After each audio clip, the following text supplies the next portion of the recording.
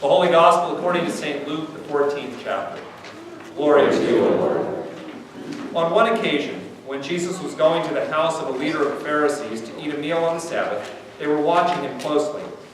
When he noticed how the guests chose the places of honor, he told them a parable. When you are invited by someone to a wedding banquet, do not sit down at the place of honor, in case someone more distinguished than you has been invited by your host. And the host who invited both of you may come and say to you, "Give this person your place." And then, in disgrace, you would start to take the lowest place. But when you are invited, go and sit down at the lowest place, so that when your host comes, he may say to you, "Friend, move up higher." Then you will be honored in the presence of all who sit at table with you. For all who exalt themselves will be humbled, and those who humble themselves will be exalted. He also said to the one who had invited him, "When you give a luncheon or a dinner, do not invite your friends or your brothers or your relatives or rich neighbors, in case they may invite you in return, and you would be repaid. But when you give a banquet, invite the poor, the crippled, the lame, and the blind, and you will be blessed, because they cannot repay you, for you will be repaid at the resurrection of the righteous." The Gospel of the Lord. Instinct. It comes standard with your dog. And as I have worked on training my dog Blake, the trainers have told me and the other dog owners that there are certain things that just we don't understand and may even make us crazy. But you know what? It's just instinct. It's what dogs do. But, the trainers tell us, you can actually train your dog to do things which are against their instincts.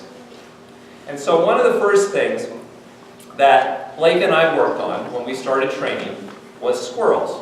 Because squirrels are Blake's mortal enemy. He goes nuts with squirrels, he chases them every place, and actually, when I adopted him, his foster parents said to me, he doesn't bark. He never barks. And for the first 2 months I had him, he never barked. He would go, "Roo, roo, roo," but he would never bark until he discovered squirrels in the yard. That cured him. He started barking, and he has never stopped since. Blake is not alone in thinking that squirrels are his mortal enemy, and most dogs, they think the same thing, and it's not because the mama dogs tell their puppies, "Go chase squirrels." It's just instinct. It's what they do. But since my neighborhood, like probably all of your neighborhoods, is full of squirrels, every time I would take Blake out for a walk, I would feel like, as he's 50 pounds of pure muscle, I was getting my shoulder dislocated. And so one of the first things we worked on was the concept that we do not chase squirrels when we're on the leash. And for all the things that I have been able to do well, or not so well with Blake, teaching him that concept has been really, really good. He has absolutely stopped chasing squirrels on the leash. When we walk around the neighborhood, squirrels can literally scamper out 3 or 4 feet in front of us all of a sudden, and he kind of looks at it like, "Oh yeah, it's a squirrel, whatever." If you only saw Blake in those moments, you would think that the instinct was gone. It was completely eliminated. But it's still there as we get home, and he goes wild for squirrels again. And I was reminded of this the other day as we were leaving the church. Everybody was gone, and I had him here at the office. We walked out this door over here, and squirrels, being stupid, I had him on a leash, but suddenly there's this little squirrel in a big bush, pops out like 2 feet in front of him. And in that moment, he forgot the training, he forgot he was on the leash, and he just took off after the squirrel. He didn't take off because I had him on the leash, but it was like, ah! It's like, but you know this! You are trained not to do this, but in that instant, the instinct took over. The instinct is still there. And the reason I keep Blake on the leash outside is you can never tell quite when the instinct is going to take over. If you have a dog, or if you have had a dog, you know this to be true. All of us understand that animals of all kinds simply do things by instinct. And for good or for bad, and even if you can train them, there's no getting rid of the basic instincts in animals. But we don't usually like to admit that this is the case with people. Sure, we may admit that people have certain kinds of instincts, but we can master them. We can take our superior intellect or our moral compass and suppress or even eliminate any instinct that we think is immoral, difficult, or just kind of gets in our way. And honestly, some of our instincts are good. We have instincts that help us recognize a good deal when we see one. We have instincts that warn us of danger. And a healthy dose of self-preservation instinct has helped us survive as a species. But even though we may train ourselves to keep our less respectable instincts in check, those instincts remain, even when we don't want to admit it or pretend they're not there. So I've always found it helpful that one of the best operative definitions of sin describes sin basically as an instinct. In the early 5th century, St. Augustine described sin as the condition of being turned in on oneself, to be focused on oneself. He did not describe a bunch of bad words or bad deeds and said, avoid these things. He said sin was basically an instinct and should be understood as that basic human instinct which makes you want to focus on yourself instead of God or other people. It is that instinct that Jesus is confronting in today's gospel reading. It's the instinct to exalt yourself. It's the instinct to wonder, even in the back of your mind, what's in it for me? It's the instinct to want to grab a seat at the table without even stopping to consider who else might want or need to be there. And the difference between people who always seem to be self-centered and the people who always seem to think of others instead of themselves is not that some people have that instinct and some don't. Really, it's simply a matter of some people have trained themselves better than others. The difference is not that some people don't have it, because the instinct is always there, and it never actually goes away.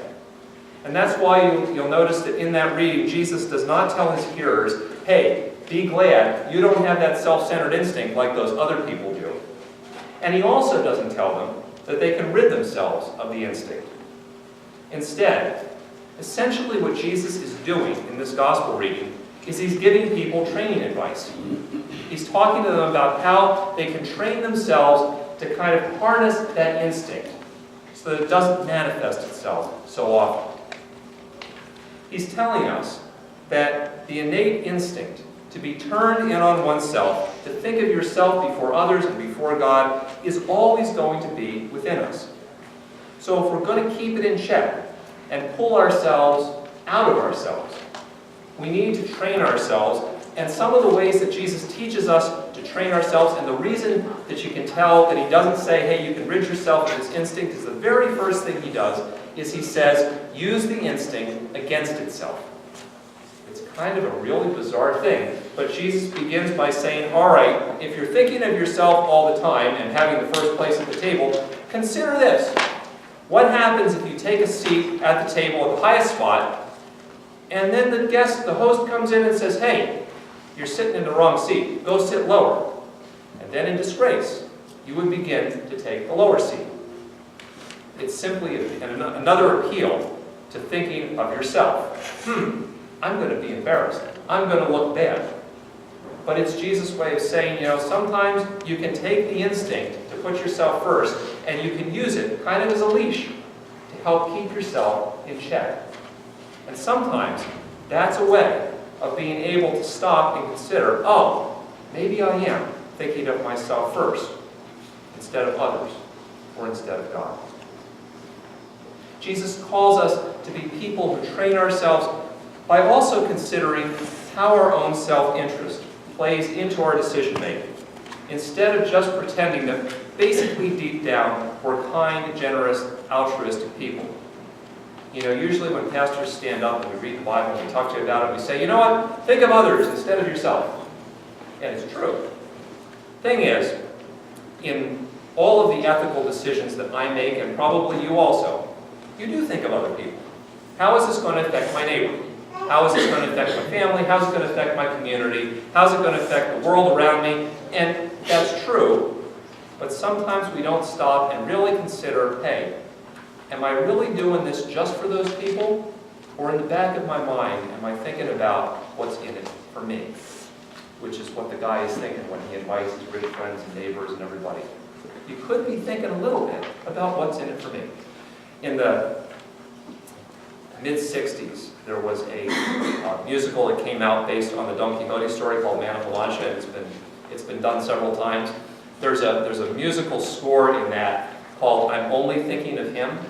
And it's sung by the niece and the housekeeper of Don Quixote, who are talking to the priest about how they think he's crazy and they need to protect him. And the refrain goes, I'm only thinking of him, I'm only thinking of him, I'm only thinking and worrying about him. And then the verses all go into how much he's making him crazy. And the niece goes, you know, for what he's done to me, I would like to lock him up and throw away the key. But if I do, I'm only thinking of him. I'm only thinking about him. And you know, and it's funny because you think about how often we convince ourselves we're only thinking about somebody else because we haven't really thought about, what's in it for me if this happens? And that's one of the things that Jesus is calling us to do, to kind of keep our own self-interest in check. And Jesus is calling us to train ourselves by actively doing things that go against our self-interest. Simple stuff. Share your food and your money with people who cannot repay you. Give somebody else your seat. Do something you just don't want to do. You know, almost all of the stuff that Jesus tells me I should do that I really don't want to do just viscerally hits me like, I don't want to do that. That's just... why? But sometimes training myself to do the things that I just admit I don't want to do helps to get me out of myself. It helps to make me more into the kind of person that God wants me to be. Because in the end, that instinct of sin stays within all of us. And it's why the cure for instinct is never denial or even the good training that Jesus is talking about today. The cure for sin is only forgiveness. Forgiveness is the assurance that God loves us in spite of our instincts. Forgiveness is the promise that God's claim on us as His children is what defines us in God's eyes, not our instincts. And forgiveness is the radical belief that Jesus' obedience and sacrifice is actually more important and more significant than all of the times that we have not been able to keep our instincts in check. And it's because we can be secure in that kind of forgiveness that we can give up on the denial and give up on the pretending that sin does not exist within each of us. And when you can give up on the denial and the desire to look good, then you got time to work on training. And Jesus calls us to work on training not in order to get God's love or forgiveness.